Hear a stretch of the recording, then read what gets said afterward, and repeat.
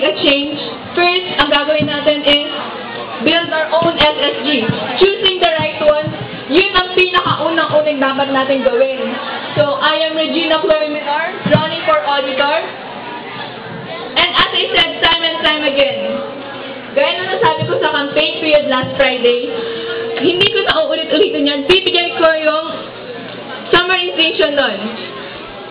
Ang summarization is, gagampanan ko po ang trabaho ng isang auditor. Wholeheartedly. Gagampanan ko. Time's up na. Now calling the representative of Veritas Party for Auditor, please come.